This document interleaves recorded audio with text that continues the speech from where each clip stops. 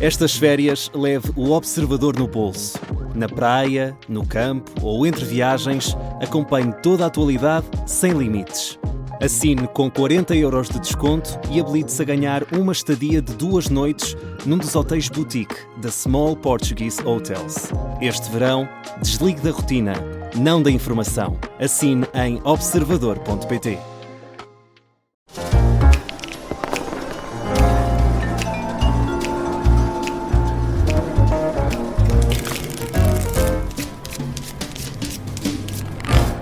Fora do Baralho, na Rádio Observador, que reúne os ases do comentário, Luís Aguiar Conraria, Jorge Fernandes, Nuno Garopa e hoje com a Susana Peralta em modo Big Brother, em modo mensagens de áudio. Vamos ouvir a voz da Susana mais à frente, mas não pode participar no programa de hoje, mas decidiu enviar mensagens. A jogada da semana, na segunda parte, será sobre os exames nacionais. E nesta primeira parte vamos à polémica com o Ministro da Administração Interna. Eu sou o Ricardo Conceição e este é o Fora do Baralho. A cada dia, praticamente cada hora, há mais um pormenor, mais uma história a envolver Luís Neves e o amigo construtor, depois de um atrelado de caminhão, uma galera, é esse o nome do atrelado, apreendido pela Judiciária, ter desaparecido no Seixal e aparecer em Braga, alegadamente rebocado pelo construtor. Agora é a empresa do construtor que afinal não tem licença válida desde de março, isto depois da questão das piscinas, da licença, enfim. Como sai o ministro Luís Neves de tudo isto? Nuno Garopa, começo por ti. Como é que o ministro sai de tudo isto? Olá, boa tarde a todos. Repara, para já, acho que antes de falarmos do ministro, temos que reconhecer que há aqui um fenómeno histórico. Eu não me recordo, acho que é a primeira vez em democracia, que há um ministro da AD que está a ser extremamente criticado e é apoiado pelo Partido Socialista e pela esquerda em geral. Portanto, isto há que notar. Acho que é a primeira vez que há um ministro metido em trapalhadas, mas que é elogiado pela oposição desta forma. E, portanto, isso é importante porque é um feito histórico. Deixa-me dizer, as trapalhadas vão somando e provavelmente vamos ter mais trapalhadas nos próximos dias. E, na verdade, o argumento de quem defende o ministro, quer da parte da AD, quer da parte da esquerda, é que isto são trapalhadas típicos de políticos, não é nada muito grave, não há nada ilegal, serão umas pequenas faltas éticas, não fez exatamente o que é suposto fazer do ponto de vista da lei, mas o país já está habituado a estas coisas. São, aliás, trapalhadas que temos de aceitar se queremos gente com qualidade na política, porque pelos vistos não há gente com qualidade sem trapalhadas. Bom, o que eu quero dizer é, eu penso que o grande problema está a passar ao lado. E o grande problema é a PJ. Para mim, o problema não é o ministro. Porque se ele tivesse todas essas atrapalhadas noutro lugar qualquer do Estado, exceto no Ministério Público, eu estaria muito menos preocupado, porque diria, pá, isto são as atrapalhadas de sempre, estamos cheios dessas atrapalhadas na vida política portuguesa. O problema é o efeito na Polícia Judiciária. E isto tem um efeito de descredibilizar o papel do Diretor Nacional na Polícia Judiciária. Achas que contamina a polícia? Acho que contamina a polícia e acho que os comentadores e a bolha política da AD e do PS não está a perceber o que está a acontecer. Porque o que está a acontecer é que estamos a descredibilizar uma das poucas instituições que havia em Portugal que tinha uma réstia de credibilidade. No fim, aliás, parafraseando um artigo do João Paulo Batalha, eu diria que o problema é que foi dito ao país que íamos ter um polícia na política, mas o que temos agora é um político que estava na polícia. E isso cria uma série de problemas.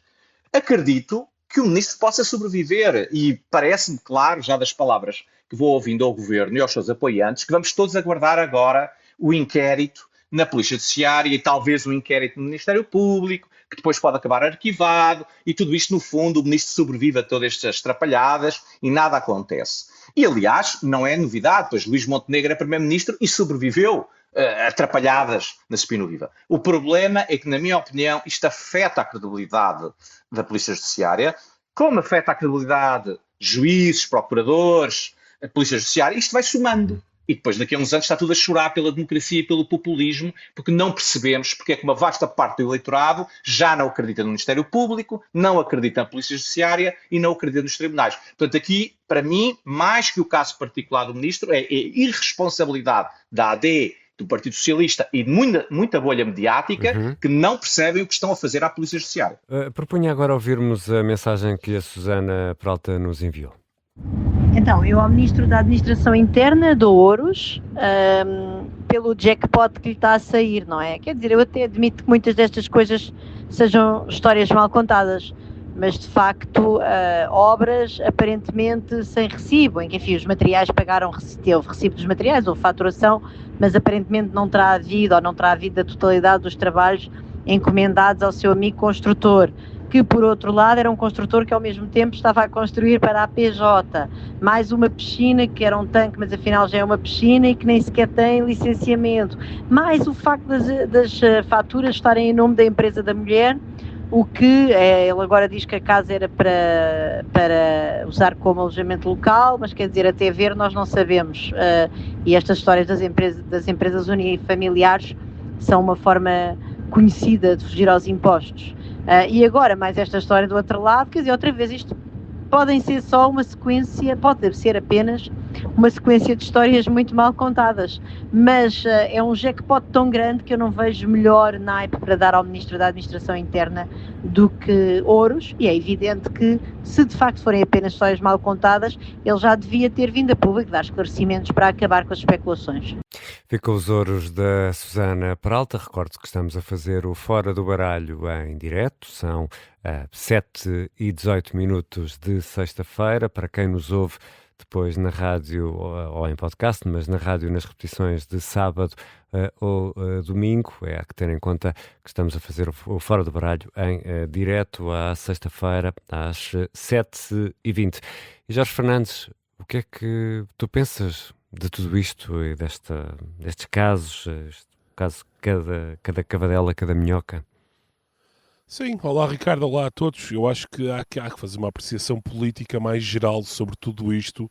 Eu concordo com tudo o que o Nuno disse, eu acho que mas é preciso fazer uma apreciação política mais geral sobre tudo isto, porque o governo parece estar... Duas das suas maiores estrelas, digamos assim, políticas, mediáticas, estão claramente sob fogo cerrado. Vamos focar agora aqui no caso da administração interna. Luís Neves veio da PJ com uma reputação absolutamente impoluta e uma reputação de ser um homem à prova de bala. Aliás, a esquerda passou a gostar imenso dele desde que ele foi ao Parlamento dizer que Portugal não tinha rigorosamente problema nenhum de criminalidade.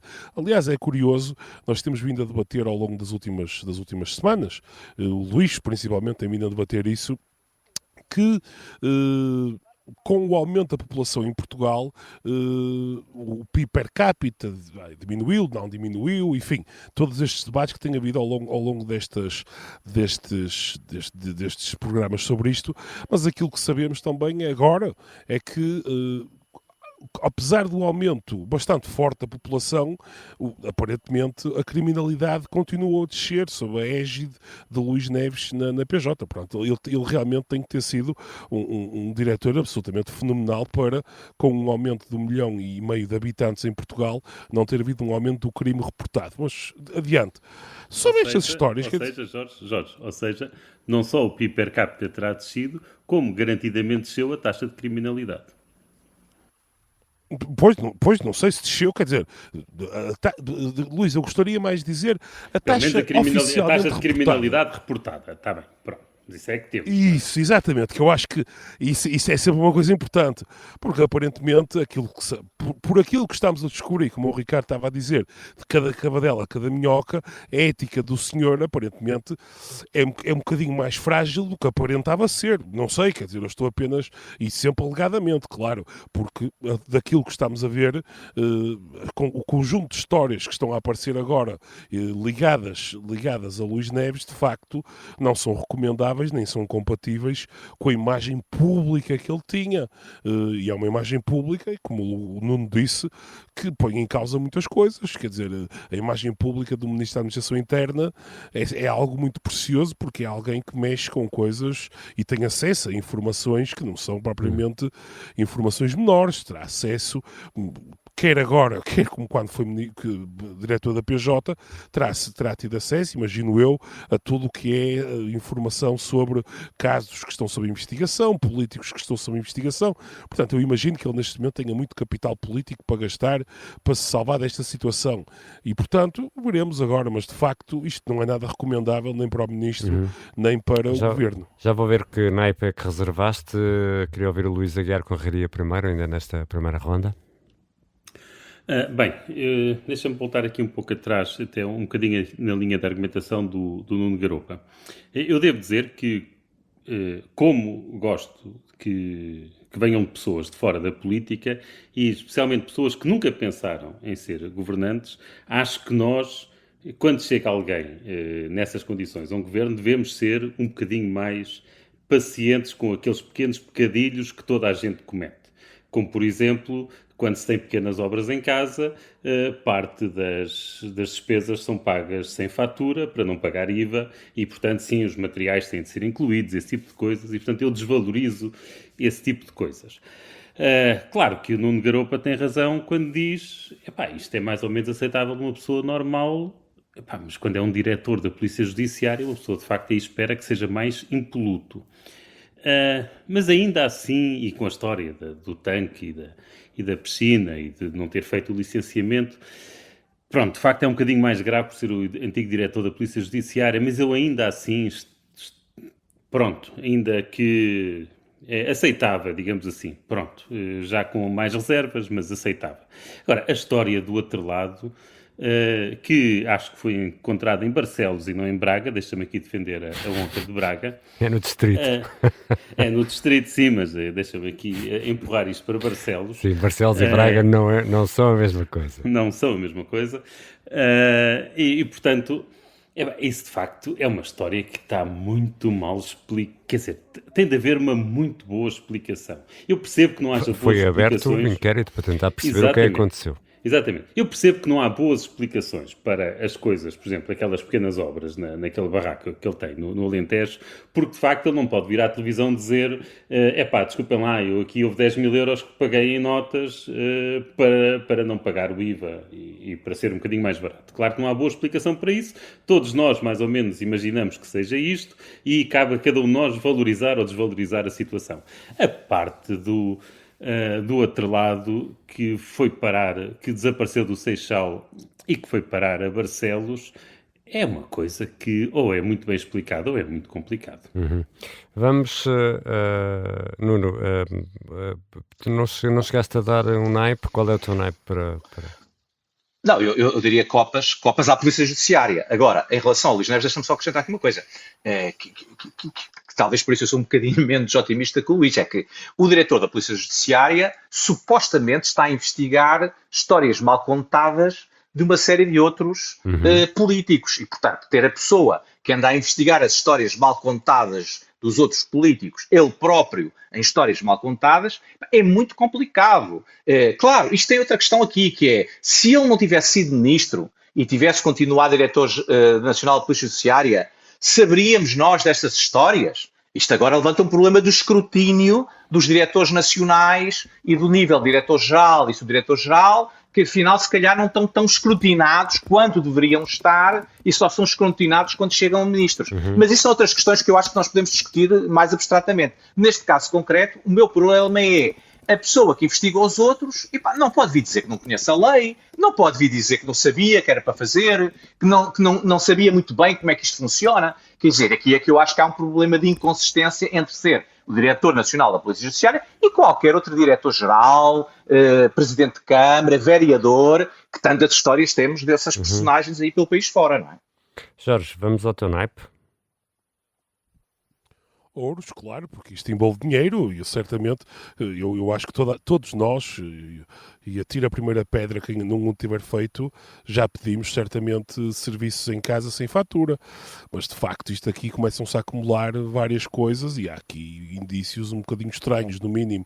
E portanto a história do outro lado é inenarrável. Portanto, eu acho que Ouros, e espero que o Ministro se esclareça tudo muito rapidamente, porque ele já foi à televisão e não esclareceu nada, quer dizer, e, inclusive o Observador tem um artigo em que diz claramente, que diz preto no branco, que quando confrontado com a necessidade de produzir as faturas que comprovavam o pagamento à dita empresa, o Ministro não produziu as ditas faturas, portanto, continuamos todos à espera.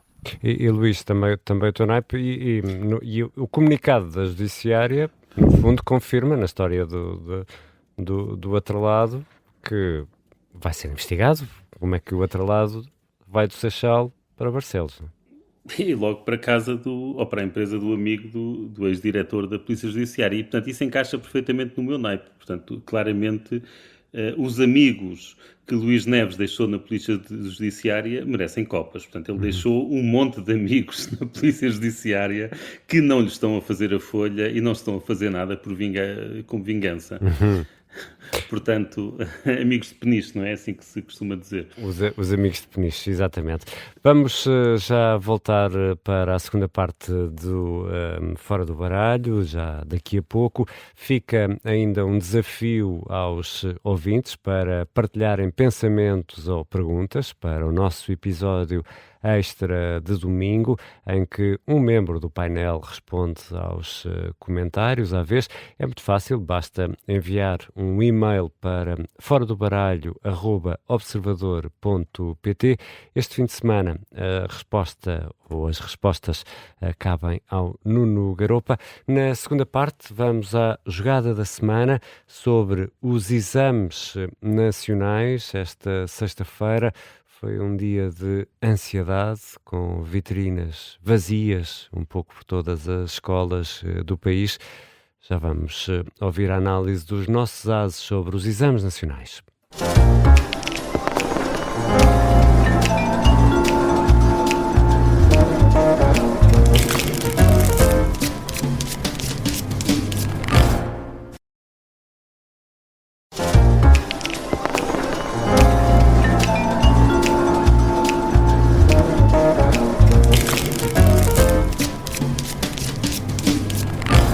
Segunda parte do Fora do Baralho, com o Luís Aguiar Conraria, o Jorge Fernandes e o Nuno Garopa. A Susana Peralta desta vez não está presente, mas mandou mensagens e vamos ouvi-las mais à frente nesta segunda parte do Fora do Baralho, na jogada da semana.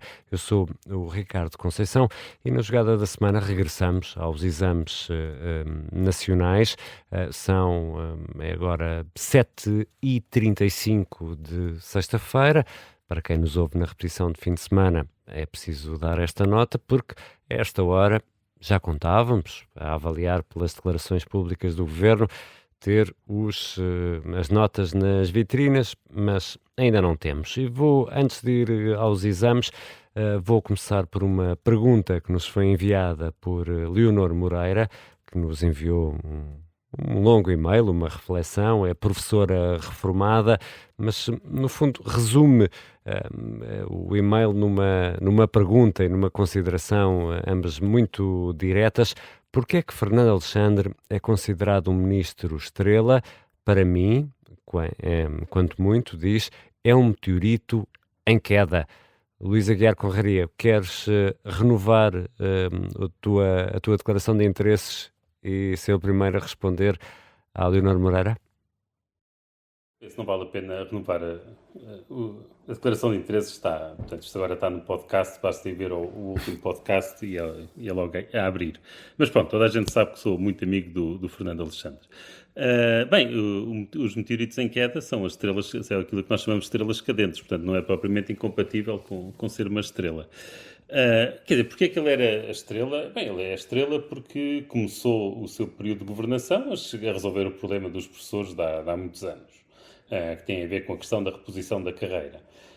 Uma coisa que foi adiada por ou 7, 8 anos, não é? Portanto, e aí esse granjeou-lhe uma grande popularidade. E depois disso, de facto, foi fazendo reformas várias, portanto, quando há tanta gente a apelar por reformas, ele passou a imagem de que era um ministro reformista, e de facto é. Pronto, e por isso é que acho que era o ministro estrela. Agora, eu nunca fui eu a dizer que ele era uma estrela, portanto, aliás, tentei evitar dentro do possível comentar a performance do Fernando Alexandre, naturalmente, e portanto, olha, não posso responder mais do que isto. A esta hora, já contávamos ter notas, mas ainda não temos. E ainda não sabemos se vamos ter até às 8 da noite. Estamos aqui... Já sabemos que não temos as do 9º ano. As do 9º ano não vamos ter, mas isto já parece a noite de passagem de ano. Já é meia-noite, isto nunca mais. Que leitura é que fazemos disto, Luís? Bem, quer dizer, isto a leitura... Deixa-me tentar fazer uma leitura objetiva. Eu acho que neste momento é perfeitamente óbvio que não havia condições para avançar para a digitalização das provas, a digitalização da correção das provas. Pronto. Isso é a primeira coisa, e, portanto, houve um erro político, de uma decisão política errada, que foi a de avançar para este ano. E, aliás, parece-me razoavelmente óbvio no sentido em que está contratada uma empresa para fazer uma plataforma para gerir isto tudo para 2027. Portanto, mesmo que isto tivesse corrido bem este ano, uma nova plataforma vai ser feita. Portanto, também dizer porque é que não se começou um ano mais tarde. Algum ímpeto reformista? Custa-me chamar a esta digitalização da correção dos exames, uma reforma. Quer dizer, isto não é nada, isto é uma mera operação logística em que se está a alterar a logística da correção dos exames. Isto é passar um papel numa máquina. É isso. Epá, não, está-se a alterar a forma como se corrigia. Antes um professor corrigia um exame e agora cada professor corrige uma pergunta de vários exames. Pronto. Quer dizer, isto é uma alteração logística, não é nenhuma reforma. A educação não fica melhor ou pior por causa disto, nem o país fica melhor ou pior por causa disto. Pronto, portanto, isso é o primeiro erro. Depois, eu acho que há um segundo erro, que foi quando isto começou a correr mal, e começaram a aparecer imensas queixas dos professores, claramente o ministro cometeu um erro de avaliação que foi desvalorizar as queixas dos professores, foi dizer que muitas delas eram exageradas, algumas falsas, e acreditar nos seus serviços. Se ele tivesse acreditado mais nos professores, teria logo percebido que os 3 dias de adiamento eram muito pouco. Era muito pouco. A minha cunhada, portanto, isso também já faz parte da minha declaração de interesse, a minha cunhada que faz a correção dos exames, disse logo que era tanto erro, tanta confusão, que os 3 dias nunca seriam possíveis. Nunca seriam possíveis. E eu percebo que aqueles 3 dias foram uma tentativa de minimizar os efeitos secundários, de evitar, portanto, mexer nas férias, as notas ainda saíam na mesma semana, esse tipo de coisas, mas se calhar, mas depois criou todo este suspense. Quer dizer, mais valia ter assumido que as coisas estavam verdadeiramente a correr mal, que não eram pequenas falhas técnicas, que não eram pequenos problemas com agravos, e garantir dar logo um adiamento de pelo menos uma semana. Sim, isso ia trazer problemas de gestão imediato de curto prazo, com as férias e não sei o quê, dos professores, dos pais, dos alunos, como é que se entra depois, quando é que se faria a segunda fase, entrar-se-ia por agosto. Sim, havia todos esses problemas difíceis de resolver, mas eram politicamente geríveis. Ao desvalorizar as queixas dos professores e convencendo-se de que bastariam 3 dias de adiamento, cometeu outro erro de avaliação e pronto, agora estamos nisto. Nuno Garopa, ainda queres ir ao Ministro Estrela ou queres avançar já para a classificação dos exames?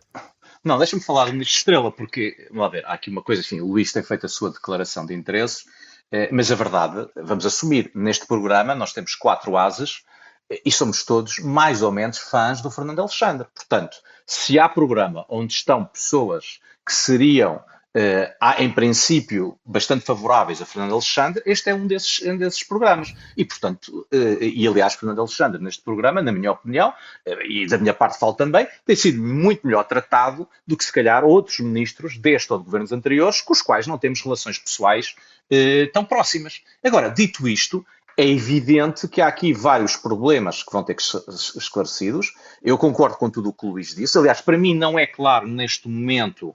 É evidente que há um grande erro político aqui do Fernando Alexandre. Agora, para mim, não é claro exatamente o que é que motivou esse erro político. E o que motivou esse erro político pode ter diferentes consequências, porque não é claro se de facto foi apenas voluntarismo do ministro, e nesse caso o ministro não podia ser tão voluntarista, ou se de facto a informação que os seus serviços lhe deram não era tão confiável, o que já não é a primeira vez, e isso remete para outro problema.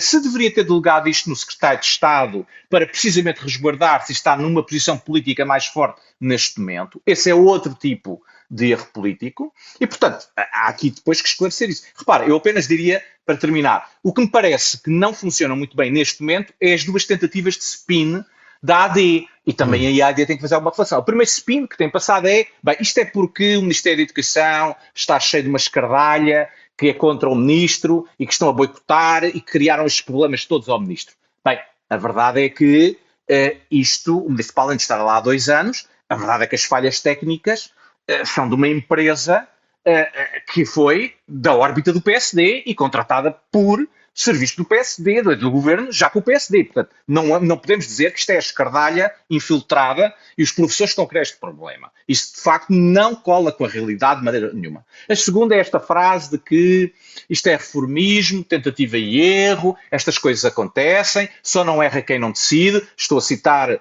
o nosso famoso José Sócrates, porque já é o argumento há 20 anos, só não erra quem não decide. E evidentemente que isso tem algum conteúdo verdadeiro, mas isso não iliba, quanto muito relativiza, mas não iliba responsabilidades políticas e não iliba perceber exatamente o que é que aqui foi feito em termos dessa tentativa e erro. Então agora vamos tentativas e erros todos os dias, portanto é preciso apurar o que é que aconteceu. O Primeiro-Ministro disse esta semana que mesmo com erros, é para avançar. Ou seja, aqui a dúvida é se mesmo perante erros crassos é para avançar ou se são pequenos erros que são corrigíveis. Ricardo, é claro, Ricardo, mas aí vem com aquela questão que o Luís estava a dizer que me parece importante, que é o Primeiro-Ministro usa a palavra reformismo num sentido muito lato.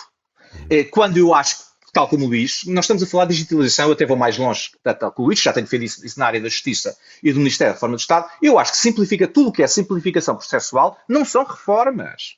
São simplesmente alteração de processos. E, portanto, se estamos a falar de alterações de processos, é uma coisa. Então, podemos ver, o processo não correu bem, deve correr melhor, o que é o erro, o que é a negativa. Agora, se estamos a falar de agendas de reforma, eu também não acho que isto ponha em causa a agenda de reforma no Ministério da Educação no seu todo. Acho que isto é, de facto, um problema pontual, espero eu, e que se possa corrigir já no próximo ano com outra plataforma. Vamos ouvir a mensagem que a Susana Peralta nos deixou, não pode estar connosco, mas enviou um áudio. Nós aqui no Fora do Baralho não só conseguimos dar notas, como lemos o exame todo, temos acesso ao exame todo. É também digital, por acaso, porque nós fazemos este Fora do Baralho à distância, somos uma equipa de corretores que estamos também espalhados geograficamente e damos as notas a horas. E a minha nota para o Ministro da Educação é 5. E estou até a tentar ser simpática, não tanto, mas também, obviamente, por isto ter corrido tão mal, mas depois também pela sua atitude ao longo do tempo. Começou por ir ao Parlamento a fingir que estava tudo bem e que os professores é que eram mentirosos e que ia cumprir prazos, depois teve que adiar os prazos, depois teve que pedir desculpa aos professores, inclusive mais tarde, até esta semana veio pedir ajuda aos professores quase em desespero, porque entanto também o Primeiro-Ministro tinha entrado na retórica de dizer, enfim, de criticar os professores. Agora diz que afinal é a Junta Nacional de Exames é que é responsável por meter as notas a tempo e horas nas escolas, quando isto já resvalou de todas as maneiras que podia. Mas depois também, sobretudo, a mim o que mais me irrita é aquela frase que não quer dizer nada.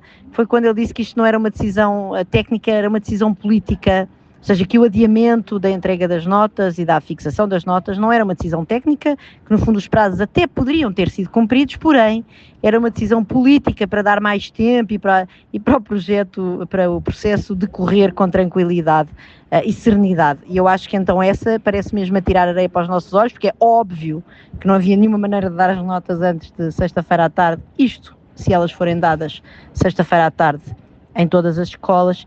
E eu acho que essa falta de humildade e este desplante do ministro Fernando Alexandre, e digo isto com muita pena, é o que merece esta nota de 5 valores. Já fica a nota dada pela Susana Peralta, já vou ouvir e pedir as notas ao Luís Aguiar Conraria e ao Nuno Garopa. Jorge Fernandes, também não sei se queres começar pelo Ministro Estrela ou se queres ir direto aos exames. Eu tenho muita pena, Ricardo, de facto, e tenho muita pena porque gosto genuinamente de Fernando Alexandre, mas acho que ele chegou politicamente ao fim da linha. Não tem nenhuma saída disto, senão admissão para sair de forma minimamente airosa. E eu digo isto porquê? Porque tanto o Nuno como o Luís aventaram aqui hipóteses de, por exemplo, Fernando Alexandre ter sido, por exemplo, mal informado pelos serviços, alguém no Ministério não lhe ter fornecido a informação de forma detalhada ou de forma, digamos, absolutamente correta sobre o estado verdadeiro do processo. Mas quer dizer, isto é este processo, hoje é sexta-feira, não é? Mas ao longo deste processo dos exames, nós estamos a caminhar para o abismo político, repito, há vários dias. Fernando Alexandre teve vários dias para vir falar ao país, foi inclusive ao Parlamento, teve vários dias para vir falar ao país. Se num primeiro momento, imaginemos, eventualmente os serviços lhe deram uma informação incorreta ou que não lhe permitia, por exemplo, fazer uma previsão, digamos, certa, ele teve tempo, e mais do que tempo, para vir a público e dizer, reparem, pedia desculpa, dizia, houve aqui um erro, ou problemas, estamos a ter problemas, e é preciso mais de X tempo para os exames saírem. Pronto, isto é um ponto. O segundo ponto que eu acho que é importante sublinhar é que neste momento, e eu posso dar um exemplo muito concreto, hoje à tarde a SIC Notícias estava a fazer um especial, digamos, um debate, em que estavam vários professores a intervir, pessoas que participaram no processo de correção, outras pessoas do sindicato de pais, enfim, várias pessoas ligadas ao setor da educação. E o grande debate era não sobre o momento da saída das notas, mas sobre a qualidade do processo de correção. Houve várias notícias que foram saindo ao longo desta semana em que, no mínimo, qualquer pessoa que leia aquelas notícias fica muito preocupado com a qualidade do processo de avaliação. Isso é outra parte do problema, não é? Não, mas isto é porque, quer dizer, Ricardo, vamos ver uma coisa. Exato. Para a esmagadora maioria dos alunos que vão concorrer ao sistema público do ensino universitário em Portugal, eu admito perfeitamente, há a questão das férias, Fernando Alexandre foi infeliz nessa matéria, há a questão das férias, há de atrasar mais dia, menos dia, enfim, tudo isso perdoar-se-ia, mas neste momento o que estamos a falar verdadeiramente é que as notas que irão ser afixadas muito provavelmente segunda-feira, porque eu acho também que devemos acabar com esta charada, é sexta-feira, são quase 8 da noite, e de facto as notas não saíram. Não vale a pena continuarmos com a charada, eventualmente haverá meia dúzia de escolas pelo país que ainda lançarão as notas à noite, quer dizer, um ridículo. As notas não saíram. O ponto aqui é, quando essas notas saírem, quão confiantes estarão os alunos, os pais, de que aquelas notas de facto refletem aquilo, o esforço que os alunos fizeram ao longo do último ano, 2, 3 anos. E isto, para mim, quer dizer, isto enferma completamente o processo. Porque isto, vamos ver uma coisa, há alunos para quem uma diferença de 2 ou 3 décimas pode fazer a diferença entre entrar num curso para o qual trabalharam muito e não entrarem. Portanto, isto não é uma brincadeira. Não estamos meramente a falar de um atraso.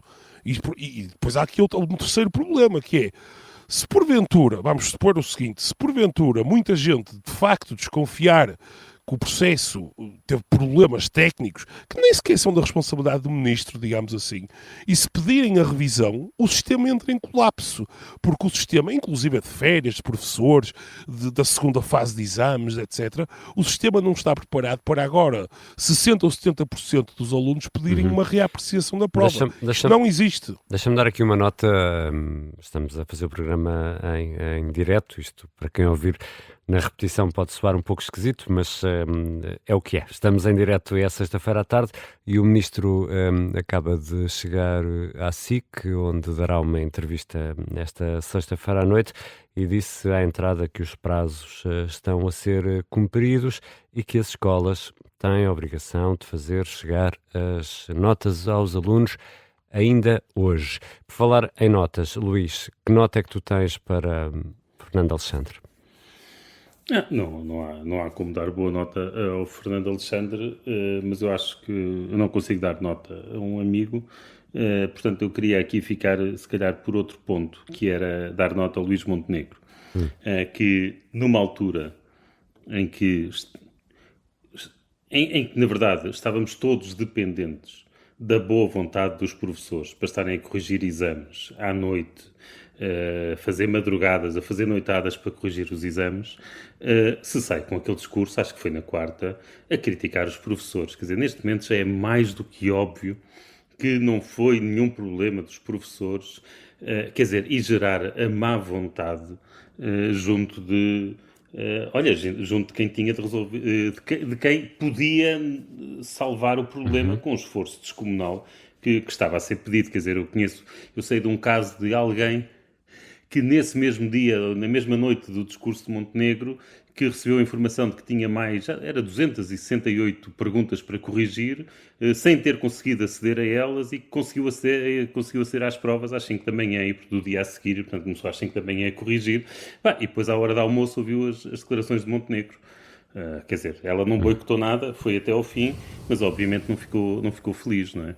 Jorge? E portanto, eu não sei que nota é que dei, mas acho que um 5 ou um 6 está adequado.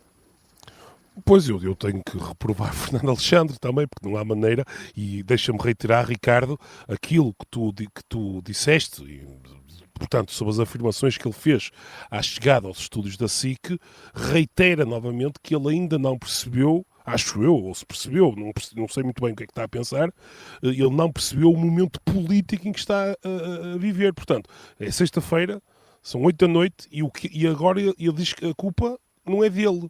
A culpa é de uma junta de exames, enfim. Ele é o Ministro da Educação. Ele representa a estrutura desde o homem mais importante na antiga 5 de outubro, enfim, até à senhora mais humilde que limpa casas de banho, ou ao senhor mais humilde que limpa casas de banho numa escola. Ele é Ministro da Educação. Portanto, não pode chutar a bola para ninguém e dizer que se as notas não saíram, a responsabilidade é de uma junta de exames, enfim. Isso não existe. Portanto, ele mais uma vez, aparentemente, não percebeu o problema político em que está. E daí tem um 5, claro. 5. E o Nuno Garopa, que nota é que tens para o Ministro, ou para este caso? Já sabes que eu sou descarado. Se a correção fosse anónima, era um 5.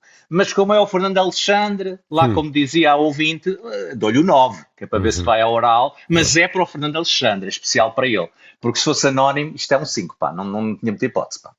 E fica por aqui este Fora do Baralho, feito em direto, numa altura em que as notas ainda não estão nas vitrinas. Quem nos está a ouvir nas repetições de fim de semana já vai saber mais do que nós sabemos a esta hora, em que falámos sobre o caso de Luís Neves e também do caso dos exames nacionais. Fica ainda uma última nota para o nosso episódio extra dos domingos, em que respondemos às perguntas dos ouvintes.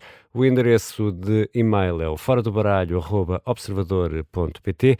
No domingo será o Nuno Garopa a responder às perguntas dos ouvintes. Eu sou o Ricardo Conceição. Para a semana há mais Fora do Baralho.